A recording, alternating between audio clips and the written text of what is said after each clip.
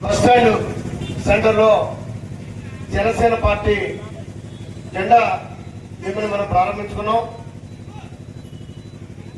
ఎంతో మంది జన సైనికులు, వీర మహిళలు, జనసేన పార్టీ నాయకులు అందరూ కూడా కలిసి జగ్గైపేట పట్టణంలో బస్టాండ్ సెంటర్ లో ఒక జెండా దిమ్మే ఉండాలని చెప్పి మనం అనుకుని ఈరోజు 13వ ఆవిర్భావ దినోత్సవ సందర్భంగా ఇవాళ జిల్లా అంతా కూడా ఎన్టీఆర్ జిల్లాలో ఉదయం అన్ని కార్యక్రమాలు కూడా పూర్తి చేసుకుని సాయంత్రం జగ్గైపేటలో ఈ కార్యక్రమాన్ని మనం ఏర్పాటు చేసుకున్నాం.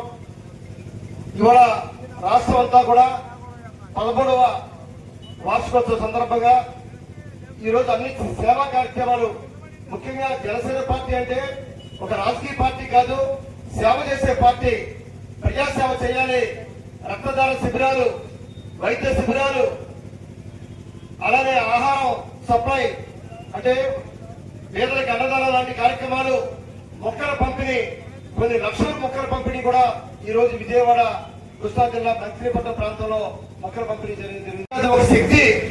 ఆయన 2 సార్లు ఓటమి చెందినప్పుడు కూడా, ఆయన పార్టీలో సీట్లు గెలవపోయినప్పుడు కూడా, ఒకే ఒక్క ఎమ్మెల్యే గెలిచినప్పుడు కూడా ఎక్కడా కూడా నిరుత్సాహపడకుండా పార్టీని తిరిగి మళ్ళీ పార్టీని విజయపొందామని నడిపిన ఏకైక వ్యక్తి పవన్ కళ్యాణ్.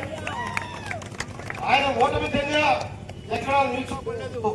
ఆయన 2 చోట్ల పోటీ చేస్తే 2 చోట్ల ఓటమి చెందినా కూడా ఎక్కడా కూడా వెనుదిరగకుండా మళ్లీ విజయం కోసం అహర్నిశలు కృషి చేసి 21 స్థానాల్లో పోటీ చేస్తే 21 స్థానాల్లో 100% సీట్లు గెలిచిన ఘనత ఇవాళ పవన్ కళ్యాణ్ గారికి దక్కింది.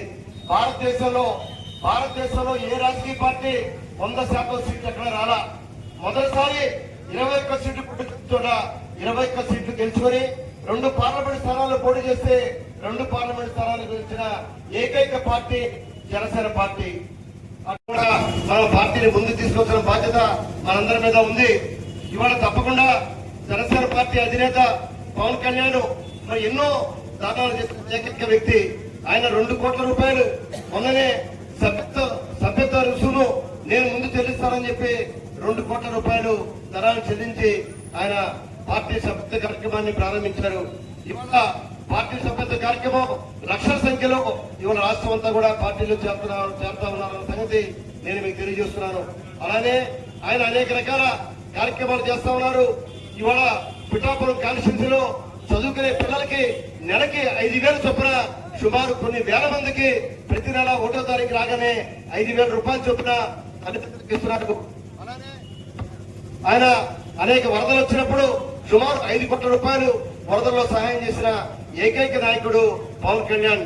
అలానే పంచాయతీ సర్పంచులకి నిధులు లేకపోతే పంచాయతీ సర్పంచులకి ఒక విధి కార్యక్రమాలు జరిపించాలి, వాళ్ళకి అధికారాలు ఇవ్వాలి, నిధులు ఇవ్వాలని చెప్పి ఆయన పంచాయతీరాజ్ శాఖ మంత్రిగా కాగానే అన్ని రాష్ట్రంలో ఉన్న అన్ని పంచాయతీలకి జనరల్ బాడీ సమావేశాలు ఏర్పాటు చేసి ముందు ఆగస్టు 15న జెండాలు ఎగరవేసి ప్రతి పంచాయతీకి నిధులు విడుదల చేసిన ఏకైక మంత్రి పవన్ కళ్యాణ్.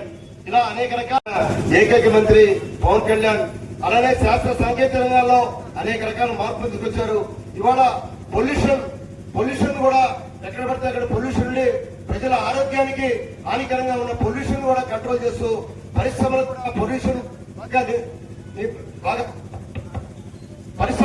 పొల్యూషన్ రాకుండా ఎక్కడైతే పొల్యూషన్ వల్ల ప్రజానికి ఇబ్బంది గురవుతున్నారో అవన్నీ కూడా చట్టాలు సవరణ చేసి కట్టుదిట్టమైన చర్యలు తీసుకున్నారు పవన్ కళ్యాణ్. ఇలా అనేక రకాల ఆయన చేసే శాఖల్లో అనేక రకాల మార్పులు తీసుకుంటారు.